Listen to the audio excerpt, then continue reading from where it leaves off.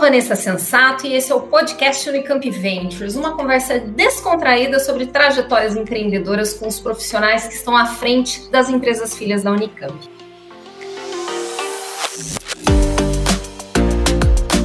Nesse episódio eu recebo Carlos Neto, conhecido também como TK. Ele é fundador e CEO da Matera, empresa que nasceu nos corredores da Unicamp 87 e atualmente está no movimento de expansão global.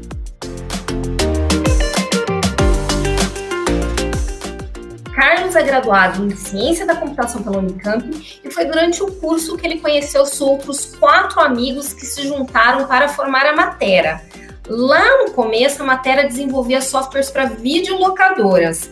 Hoje é especializada na transformação digital voltada para o mercado financeiro. Carlos participou ativamente do desenvolvimento do Sistema Brasileiro de Pagamentos Instantâneos, o famoso Pix, e lidera a entrada da Matera no mercado norte-americano. Vamos conhecer um pouquinho dessa jornada e falar sobre essas oportunidades de negócios e inovação nesse universo do banking, Pix e fintechs. Carlos, seja bem-vindo. Aliás, Carlos, você prefere ser chamado de Carlos ou de TK? TK, pode ser TK. Todos os amigos chamam TK, nem estou acostumado mais com o Carlos. Com Carlos, vou mudar um pouquinho depois dessa entrada, mas TK, seja bem-vindo. Muito obrigada por aceitar o nosso convite. Obrigado a você, eu que agradeço, como ex-aluno da Unicamp e tal. Estar aqui é uma honra, muito legal. Conta pra gente um pouquinho desse início da Matera. Tem muita gente que não conhece, né? Foi durante o curso de Ciência da Computação? Foi durante o curso. Só, na verdade, eu não tive a ideia de abrir empresa, né? Tinha um amigo lá que era todo elétrico, animado, assim, e queria abrir empresa. E aí chamou outro colega que era o melhor aluno da turma. O melhor aluno da turma me chamou porque eu era amigo dele, tá? Então eu fui no vácuo, né? E aí vamos, né, tal. E na verdade eu adorava o que eu fazia, adorava programar, tá? Então para mim foi um motivador muito simples, não tinha nada assim, quero ser um empresário, tal. Não, eu gostava de programar, tal. Gostava de liberdade, gostava de fazer o que eu quisesse, né? E aí foi com os caras, a gente topou e vamos lá fazer software para vender, tá? Vamos ganhar dinheiro disso, vamos viver disso. Tipo, compararia um monte de alunos que se juntam numa faculdade e montam uma banda, sabe? De repente vira uma banda famosa, mas os caras só queriam tocar ali, né? Era só isso. Naquela época, nos anos 80, nem tinha essa movimentação, esse movimento empreendedor funcionando, né? Não, nossa, era totalmente diferente. Não tinha incubadora, não tinha anjo, não tinha tutor, coach, nada. Tinha o IOB, que eu aprendi um pouquinho de administração, que fiz software, né? Não tinha a menor ideia, né? Que era contabilidade, lucro, tal, preço. Tinha tal da IOB, informações objetivas, a gente leu uns cursinhos lá, Sebrae, acho que já tinha alguma coisa, mas era inóspito, a gente não tinha nada, foi com a cara. O meu PhD de empreendedor foram 5 anos fazendo coisa errada, entendeu? Então, tudo bem. Eu vivia sem dinheiro, né? Vivia sem dinheiro na escola, continuei vivendo sem dinheiro depois da escola, aí tudo bem. E vem cá, no comecinho vocês faziam software para videolocadoras, era isso? Não exatamente, a gente fez videolocadora, foi um grande fiasco na verdade, tá? A gente começou fazendo o que pediam, tá? Era meio assim, software sob medida, né? A gente queria ter um produto, tá? A gente fez software para loja de produtos agropecuários, acho, lá na 25 de março, uma loja 25 de março, foi um fiasco, deu tudo errado.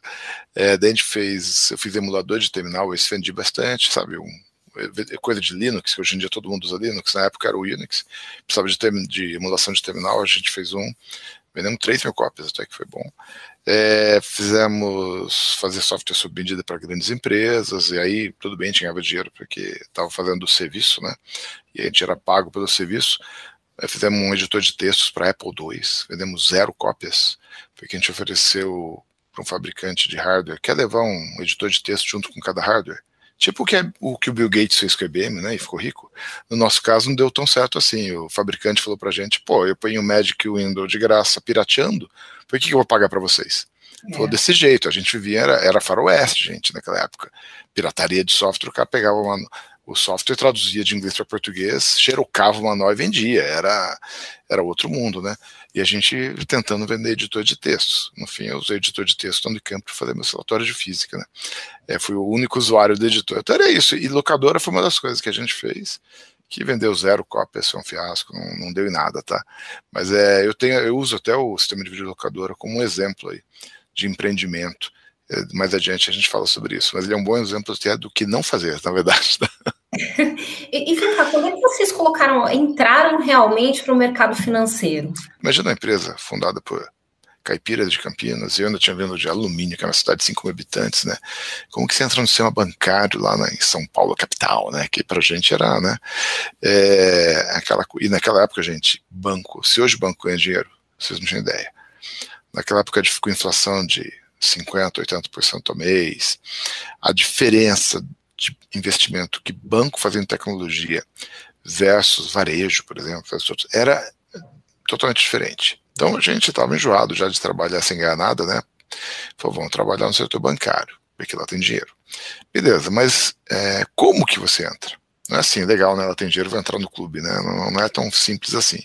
A gente começou a trabalhar com banco de dados, que na época, acho que posso falar nomes aqui, não tem problema, que era o Oracle, que era a versão 5 ainda. Super, no Brasil não existia. E um dos sócios, ele fez um ano de Stanford. E lá ele voltou dizendo, olha, tem um banco de dados novo lá que está crescendo. A gente começou a trabalhar com isso. Por a gente ter aprendido a trabalhar com esse banco de dados antes do mercado, a gente ficou 3 anos patinando com ele, mas aprendendo, quando o mercado reagiu a isso, e a Bolsa de São Paulo passou a usar, a gente virou referência no Brasil. Era a única empresa que sabia isso, mas ninguém. E aí alguns bancos quiseram comprar um software de banco nessa tecnologia, e não existia. Daí fizeram uma parceria com a gente, façam que eu compro a primeiro. Daí a gente foi um tiro no escuro, fizemos o produto com garantia de ter 1 ou 2 clientes só. E aí depois desses 1 ou 2 clientes a gente continuou indo no mercado para vender e conseguimos chegar até onde a gente chegou, tá? Quando é que foi isso, mais ou menos, CK? Foi lá no plano Collor, porque eu lembro que o primeiro sistema que a gente fez foi um sistema de fundos, que nem existe mais, e era com um fundo que o Collor tinha criado lá na época, tá? Mas foi lá, 92, 90, por aí. E vocês, assim, vocês são liderança no Pix, né? Para entrar no Pix, como vocês já estavam nesse mercado mais do banking, junto dos bancos, como é que vocês entraram nesse projeto? Como é que vocês conseguiram, assim, se destacar com esse assunto? Tá. Então, eu acho que tem tudo a ver com a nossa história, né? Por exemplo, a gente era um bando de nerd fazendo software de banco. Nossos concorrentes, inclusive, falavam, tecnologia, eles são top, não entende nada de banco. E era verdade. Tá? A gente entendia muito pouco do que é ser um banco, né? A gente entendia dos bits, dos bytes, era a nossa profissão. Mas depois de 30 anos a gente aprende, né? Então, daí chegou lá no ano 2000, a gente participou muito ativamente do SPB, que é o Sistema de Pagamento Brasileiro. E foi de novo onde a tecnologia fez a diferença. Ele tinha um monte de criptografia, assinatura digital, etc. Os bancos tinham medo disso, eles não sabiam.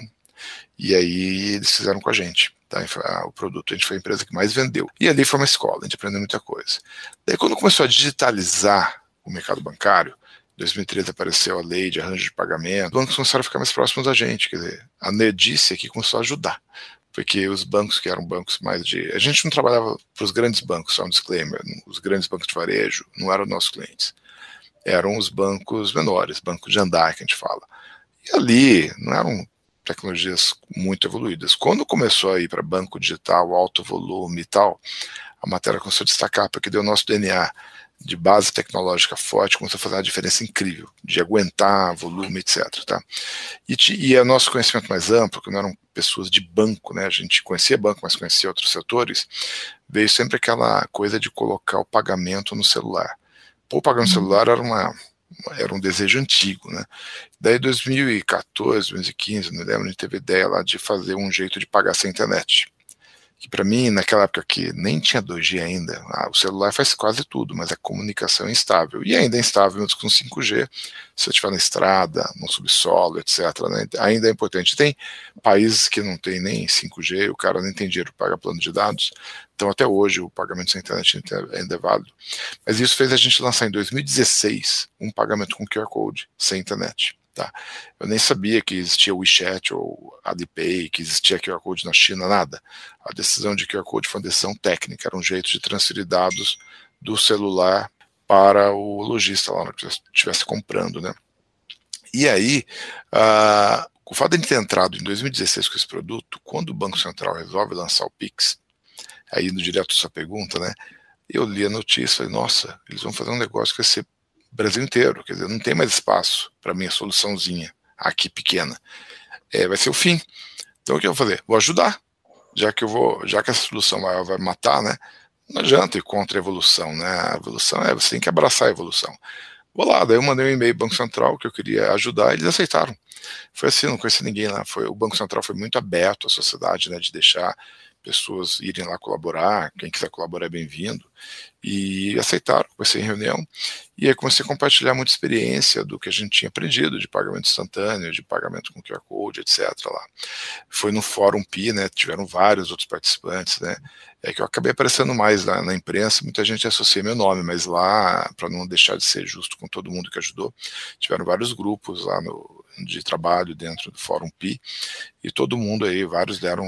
Eu fui um dos alunos mais aplicados lá, tá? Mas tiveram outros alunos aplicados também que contribuíram aí com o Banco Central na criação do Pix. TK, você disse que o Banco Central foi bem aberto, né? Mas como é que você vê o sistema dos bancos aqui no Brasil, que sempre foi um sistema muito fechado, né?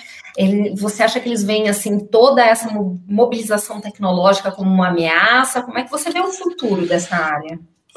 É uma ameaça à estabilidade, né? Uma ameaça à tranquilidade, né? Porque, na verdade, se você for bem racional, você vai ver o seguinte: isso é uma oportunidade para eles de reduzir custo, de trabalhar com tecnologia mais moderna, né? Em vez de ter um data center gigante com geradores transatlânticos lá, você pode fazer uma coisa muito mais leve e atender seu cliente dessa forma.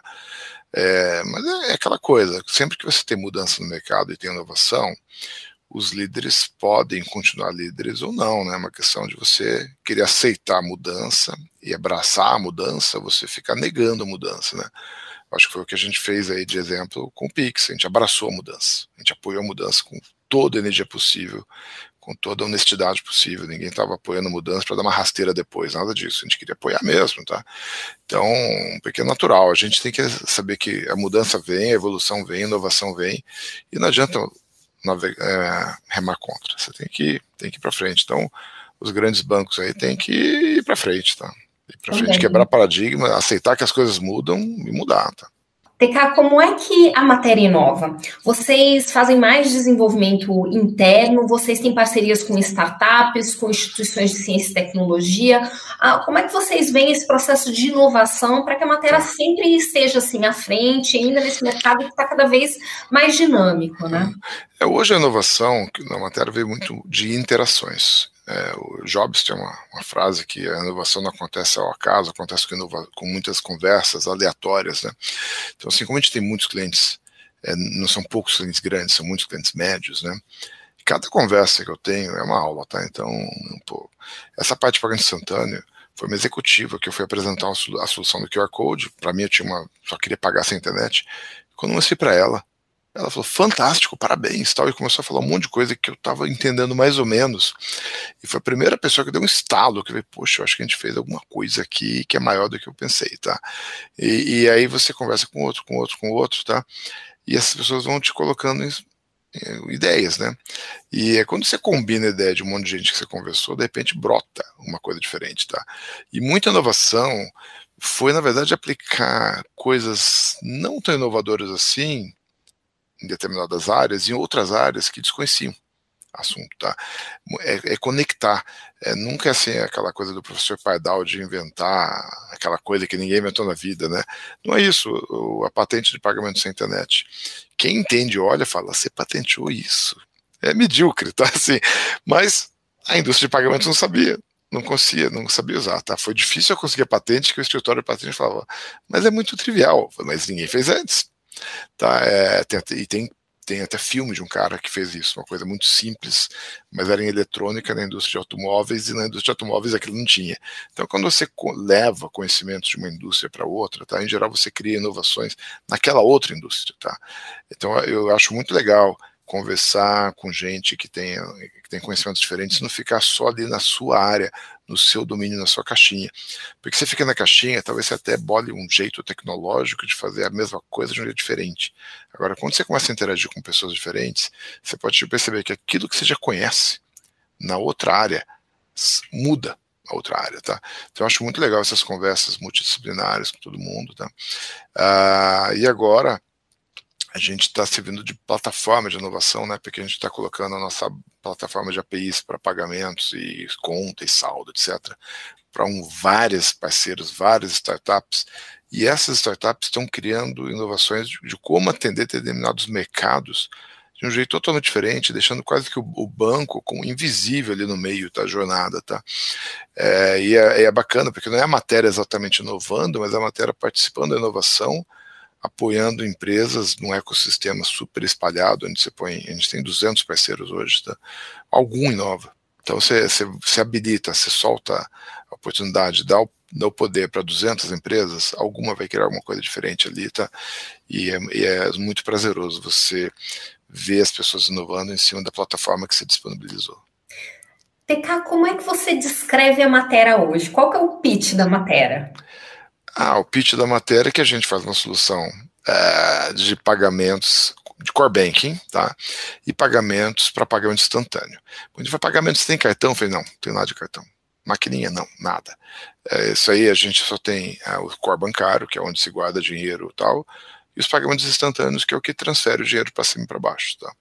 Então, é a solução, e uma solução, a gente chama infratech, que é o termo que se usa, né? Ou seja, nós somos software para montar fintechs, para montar bancos. A gente não é banco, a gente não é bank as a service. Muita gente acha que a gente é fintech, acha que a gente é bank as a service. Não, a gente é uma empresa de software que oferece o software as a service ou não, para quem quer montar. Eu brinco, se na indústria de aviação você tem que comprar um avião para montar uma empresa aérea, a gente é fabricante de avião, a gente não é empresa aérea, tá? Então a gente faz ali o miolo para ser usado. E a gente está querendo imprimir o nosso pitch muito nessa coisa do pagamento instantâneo, porque é uma coisa que está acontecendo no mundo inteiro. Eu comparo a internet, a revolução que foi a internet ao conectar as máquinas, né? Os pagamentos instantâneos estão conectando o dinheiro das pessoas de uma forma muito eficiente, e participar dessa revolução do pagamento instantâneo está sendo assim uma oportunidade muito legal, porque eu vi a internet nascer. Eu não tinha tamanho para participar da revolução da internet tanto quanto outros se deram melhor que a gente, né? E agora a gente já tá grandinho, né? Então a gente está conseguindo participar aí do pagamento instantâneo. Tudo o que aconteceu na internet é uma fonte de inspiração enorme, tá? Quando eu fiz a metáfora da internet com pagamento instantâneo, Pix e tal, muito que a gente viu acontecendo na época da internet, eu estou vendo repetir agora. Está servindo de inspiração. Então é isso, a gente está aí e oferecendo tecnologia mais eficiente, mais moderna, adequada para o que vem pela frente. Então o próprio core bancário está sendo ajustado para essa realidade, porque quando você cria pagamento instantâneo, o volume de transações cresce mais, daí os softwares tradicionais de core bancário não aguentam. Então quando o pessoal vê que o nosso software de core bancário novo, que a gente está lançando esse ano, está super adequado a essa realidade, ele fala, como que vocês adivinharam que isso ia acontecer? Então, não é que a gente adivinhou, é que a gente participou do pagamento instantâneo, lá dentro, no Brasil, que foi o país que cresceu mais rápido de todos. Isso rendeu várias noites mal dormidas, né? Mas a gente aprende assim, né? E aí você começa a ver, vai dar problema. E daí a gente lança um core bancário novo para aguentar a realidade do pagamento instantâneo. E todo mundo está olhando o produto e fala, nunca vi isso. Como que vocês fizeram? Eu falo que eu acho que eu estou me sentindo como quem eu tivesse inventado o iPhone. Ninguém pediu para fazer e de repente não gostou, tá? Porque a gente mostra o produto, todo mundo, uau, que legal, nunca pensei nisso, não tem igual, não tem concorrente e tal. E aí é o bonito da inovação, né? Quando você consegue criar um produto que faz aquilo que o mercado quer e nem o mercado tinha pedido para você. Tá? Aí é o bonito, porque quando o mercado pede, você já nem inovou, você fez o que alguém pediu. Agora, quando você vai no mercado-alvo, e aí depois de 35 anos a gente aprende o que é banco, né? No começo não sabia. Mas quando mantive o DNA nerd lá do passado, da computação, e daí você vivendo tanto tempo com o banco, você começa a olhar o banco e entender, né? Fala, opa, peraí, dá pra fazer diferente. E aí você volta e faz a coisa diferente e tá dando um sucesso muito legal. TK, você falou bastante que é uma movimentação global, né? Vocês estão em processo de internacionalização e como é que é essa relação para a entrada nos Estados Unidos, se vocês já estão nos Estados Unidos, que é um mercado imenso, né? Como é que os Estados Unidos é lá que a gente está mirando, a gente já contratou um timezinho lá, inclusive, de gente de negócios, né, com um bom relacionamento, etc. E tudo que a gente fez no Pix aqui está abrindo muitas portas. Eu já fiz reunião lá no Vale do Silício, um lugar que eu ia de turista para tirar foto na frente da empresa. De repente eu estava dentro da empresa fazendo uma reunião, tá? Primeira vez na vida que eu entro na empresa. E daí a executivo fala, você só está aqui nesta mesa por causa do Pix. Então, assim, não tem, nem acho que é por causa do Pix, a pessoa falou, né? Senão você não estava, né? Só faltava falar, senão você não estava aqui na reunião, né? E assim, a gente ter participado do Pix, o Pix, se você olhar o crescimento do Pix frente a todos os pagamentos instantâneos do mundo, não dá para comparar. não é assim que a gente foi 10% mais rápido, o crescimento é incomparável. A gente chegou, o número de transações que a China fez em 2020, depois de um ano de Pix, a gente estava fazendo igual. É um negócio assim, olha a população da China, se você pegar per capita, está muito na frente. Iam brasileiros para a China para fazer missão, para entender o pagamento com QR Code lá, e achavam interessante o cara que está na rua pedindo esmola, pedir esmola com QR Code. Hoje é a realidade do Brasil. Demorou quanto tempo para acontecer isso no Brasil, né? A bancarização que teve, o papel está desaparecendo, né? Porque você não precisa mais de papel para pagar ninguém. Isso aconteceu em muito pouco tempo. Então, essa mudança radical do Brasil em tão pouco tempo, e, de novo, isso é mérito do Banco Central, tá? Eles que conduziram o projeto, sou fã daqueles caras lá, sou fã mesmo. E impressionante o ritmo que eles puseram na gente. A gente participava, a gente ajudava, mas era assim, você tem até o dia tal para dar ajuda, se não der, você tá fora. E aí isso abriu a porta lá fora. Então, para a internacionalização, a gente está tendo um acesso ao mercado fantástico. Então, se lá nos primórdios você mexer com o Oracle, abrir porta no sistema bancário brasileiro, ter participado desse projeto do Pix está abrindo todas as portas nos Estados Unidos. A gente está falando com gente grande, tá? Está sendo respeitado, pessoas ouvem o que a gente fala, a gente já participa de 2 conselhos, há 2 grupos de trabalho, pessoas querem que a gente ajude no livro, querem que ajude no white paper, querem que ajude não sei o quê, porque a gente entende do que é um sucesso mundial, tá? Então, isso pra gente é o que está abrindo. Então, não é fácil entrar no mercado tão grande, mas nos Estados Unidos, mercado fechado, mas quando você tem uma coisa na mão, uma inovação, participou de um negócio diferente, as portas mais que se abrem. E como é que é a cultura da Matera hoje? Você falou muito que a Matera é uma empresa de tecnologia, também falou, olha, no fundo a gente ainda tem aquele DNA dos nerds lá das ciências da computação da Unicamp, né? Como é que é esse DNA de empresa, a cultura da empresa hoje, o que vocês querem colocar como cultura na Matera? A gente tem uma série de coisas na nossa cultura, né? Primeiro, atender o mercado, né? A gente sabe que o cliente feliz é fundamental, então é um dos itens principais nossos lá. Claro, colaborador, a gente não vive sem empresa, sem os funcionários, mas os funcionários não vivem sem o cliente, né? Que no fim paga o nosso salário, então a gente coloca o cliente ali, tá? E aí quando a gente fala de colocar o cliente, tem o dia a dia operacional que tem que atender bem, também tem que ser inovador e proativo com o cliente, levar coisas diferentes, tá? E parceria. Então muitos clientes nossos a gente nem considera mais como cliente, a gente considera como parceiros, mas parceiro no sentido mais legítimo da palavra, tá? A gente pega 2 clientes, se aproximam um dos outros, eles podem fazer negócio entre eles, eles nem se conheciam, e eles nos consideram parceiro. Já teve um dia que eu fui no cliente que era uma Matera Day, eu não entendi nada, cheguei lá, era o cliente mostrando pra gente tudo que ele tinha pra gente vender os produtos dele. Quer dizer, você é o fornecedor do cara e ele faz uma reunião com você de um dia inteiro para ele mostrar o que ele tem pra gente gerar negócio para ele. E já mandamos 2 clientes para ele. Ele está super feliz, tá? Então, a gente procura, outra coisa que a gente acredita é isso, o ecossistema, tá? A gente tem o nosso papel, nossos clientes têm o papel deles, mas a gente não tem que ficar eternamente só fornecendo software. A gente tem que ser criativo e inovador e eventualmente levar a inovação para o cliente. Toma, de presente. A gente não pode ter aquela coisa mesquinha de quando você tem uma ideia, quando você paga pela minha ideia. Muitas vezes você lança aquela ideia no mercado que você está bem posicionado, aquilo volta para você, tá? Volta de algum outro jeito, tal, porque as pessoas reconhecem, elas são gratas, elas te chamam. Teve já 2 vendas grandes que a gente fez que não passou por compras, não teve RFP, não teve nada, porque a gente levou ideia. O cliente falou, vou comprar de vocês, porque vocês trouxeram a ideia, eu vou comprar do outro, né? Não faz sentido, tá?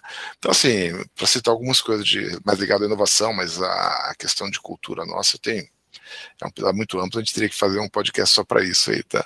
Interessante, legal. TK, vocês, assim, participam de algumas competições na Unicamp, então no ano passado vocês patrocinaram o Unicamp Ventures, o encontro do Unicamp Ventures, esse ano o Desafio Unicamp, então eu inclusive estou sempre em contato com o time aí para a gente pensar em algumas coisas juntos, né? Como é que você vê o benefício da proximidade da Matera ainda com a universidade? O que te traz de positivo? Porque, no fundo, a Matera ainda está bem próxima ali do ladinho da Unicamp, né?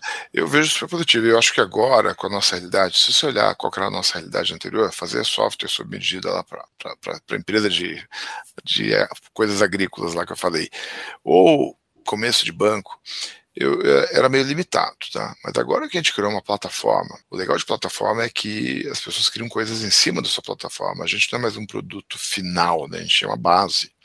Então eu quero Acho que eu vejo a possibilidade de fazer hackathons, deixar aluno criar trabalho em cima, inventar coisas, inovar, ajudar as startups a inovarem.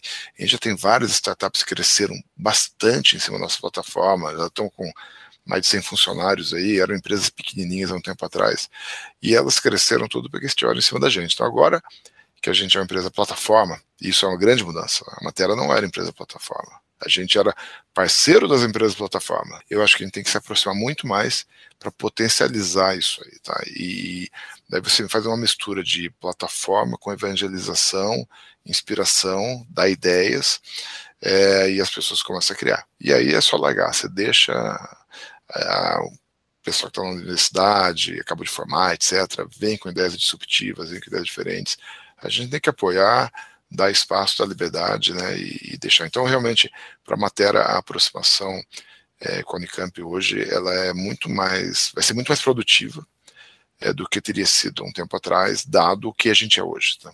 E aquele pessoal que está começando a pensar em empreender? Tem dois tipos de empreendedor. Se você é muito bom em executar alguma coisa, tipo, é um guru, sabe, alguma tecnologia, pode trabalhar numa empresa, né, bem empreender, né, trabalha como consultor, com coisa para quem usa aquilo. Daí você vai, só depende de dominar bem aquela tecnologia que você trabalha, tá? E ter bons clientes que valorizem o seu conhecimento. Tal. Agora, se você quer produto para ganhar escala, vender a mesma coisa 1000 vezes, que era o meu sonho desde o começo, né? Aí a jornada é mais difícil, tá? E a dica que eu dou é não faça o que você não entende. Tá, porque eu fiz muito do que eu não entendia e sempre que eu fiz deu errado, tá? Então você falou da videolocadora, eu nunca trabalhei em videolocadora na vida. Adivinha, vendemos 0 cópias, o produto nunca serviu, porque eu não sabia o que era ser uma videolocadora. Como que você constrói um produto para uma pessoa que você não entende a jornada? Já o sistema a plataforma bancária que a gente fez agora, que todo mundo babando, é o contrário.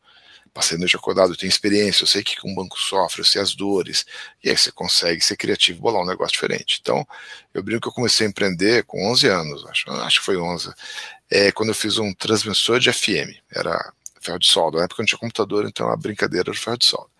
E eu entendia bem o mercado daquilo. Eram várias crianças que tinham um objetivo, tirar a Globo do ar para tirar a novela da mãe do ar e fazer sacanagem. Então, assim, você entende o seu mercado? Ah, vendi um monte. Eu, com 11 anos de idade, vendi mais do que eu vendi a locadora. Tá? Porque o pessoal queria tirar a televisão do ar. 16 anos, 17 anos, eu fiz uma máquina de fliperama. Eu entendi o meu mercado. O pessoal queria jogar fliperama, jogar fichinha, apertar, ver a bolinha, ganhar pontos e tal. Quando eu fui fazer um software já formado, né? Computação, etc., graduado, muito mais velho, muito mais maduro, vou fazer um software de videolocadora. Vem de 0, tá? Porque eu não entendia o que era aquilo, tá? Então, ou você, para você fazer algo diferente, que o mercado vai olhar e falar, uau, isso é diferente, não é apenas estar executado com uma tecnologia diferente. Ele tem que resolver aquele problema de um jeito diferente. E de um jeito que o cara vai usar e falar, pô, realmente, eu estou me vendo aqui. Então, se você não tem empatia com o seu usuário, empatia com o mercado-alvo, não sabe o que eles querem, igual eu sabia lá de tirar a novela do ar, você não vai conseguir fazer um produto que é disruptivo, tá? Então, e aí você pode ou viver intensamente isso, ou com parcerias. Pega um sócio que entende pra caramba daquele negócio, e você entende da tecnologia, se juntam, faz uma empresa junto, tá? Você tem que viver a dor do cliente, entender o que é o cliente e manter-se atualizado com o seu dia a dia. Vá lá, e não se apaixone por sua ideia. Se o seu cliente não gostou do que você fez, não é o cliente que está errado. Você tem que fazer alguma coisa que as pessoas querem usar. Que eles vão fazer. Um outro cliente falava que o movimento mais difícil para o ser humano é abrir a carteira e tirar um dinheiro de dentro, né? Então, se a pessoa vai abrir o bolso, vai te dar um dinheiro em troca do que você fez, é porque você fez algo valioso para ele. Tá? Senão ele não vai pagar para você nada. Tá? Fique aberto a parcerias, reconheça as fraquezas. Eu vi uma pessoa da Unicamp com disco óptico regravável quando tinha Apple II, não tinha nada no mundo. Só que ele não buscou o parceiro certo. Ele tinha tecnologia de disco óptico regravável. Daqui a pouco o Steve Jobs lançou o Next Cube, computador velho pra caramba, né? E tinha um disco óptico regravável. Não é porque você inventou um pedacinho de um todo que você vai querer ser o dono do todo, tá? Tipo, você podia ter aberto um banco. Não, eu não vou abrir um banco, tá? A gente fornece o software para o banco. Ah, mas o banqueiro vai ganhar muito dinheiro com essa tecnologia. Deixa, ele tem o risco dele. Então, assim, não é porque você inventou um pedacinho que você vai querer fazer tudo. Reconheça as suas fortalezas, reconheça as suas fraquezas. Não faz aquilo que você não sabe, não dá um passo para a perna. E outra coisa, esteja preparado para ficar sem dinheiro, tá? não gasta tudo que você tem, você vai passar período de vaca magra. Se a gente está aqui até hoje, a gente não faliu no passado, nem no plano Collor, porque eu e o Carlos André, que são sócios que sobraram, né, 2 pão duros, a gente deixava o dinheiro no caixa, a gente sabia que uma hora ia faltar dinheiro, a gente não queria quebrar por um mero erro, a gente cometeu vários erros no passado, né, muito dinheiro foi jogado fora por causa dos erros, faz parte da jornada, e se você trabalha assumindo que você nunca vai errar, primeiro erro você quebra, daí você não vai avançar. Então a gente pôde errar, a gente pôde perder dinheiro, porque a gente tinha as reservas, a gente nunca deu um passo maior que a perna, tá? A gente foi ousado, a gente fez o diferente. Você não pode ser também super conservador ao ponto de não ousar nunca, daí você nunca vai acertar. Mas você tem que tomar os riscos de forma responsável, tá? Porque não vai ser na primeira que você vai acertar. É importante manter a firmeza nos seus valores ali e tal. Dá para ganhar dinheiro fazendo bem, dá para ganhar dinheiro sendo honesto, e vai trabalhando, mas tem que estar disposto. De cada 10 clientes que você visitar, você fechar um vai perder 9, fique feliz com o que você ganhou, tá? É um jogo diferente, tá? Mas tem que ter resiliência, tem que saber olhar o copo meio cheio, não o copo meio vazio, porque o copo vai estar meio vazio também. Quando você errar, aprenda com o seu erro, veja por que deu errado, faça diferente. Então essa é uma série de coisas, mas assim, ouvir o cliente e acreditar nele, tá? Esse é o resumo principal. E aprenda, e continue crescendo, não pare no tempo. A hora que você parar no tempo, vende a sua empresa. A hora que você quiser, eu quero relaxar um pouco, vende a empresa, porque se você relaxar muito, daqui a pouco sua empresa desaparece, tá? Obrigada, TK. Ótima conversa. Com só essa última pergunta, você já deu diversas dicas para o pessoal que está pensando em empreender. Muito obrigada por conversar com a gente hoje. Você deu um pouquinho do seu tempo, né? E eu espero que a gente tenha outras oportunidades aí para a gente conversar a respeito das futuras parcerias da Unicamp com a Matera. Claro. É isso. Tá bom, eu que agradeço. Obrigado pelo papo. Espero que contribua mais gente aí a tomar o risco e gerar negócios. A gente precisa de quanto mais empreendedores nesse Brasil, melhor, né?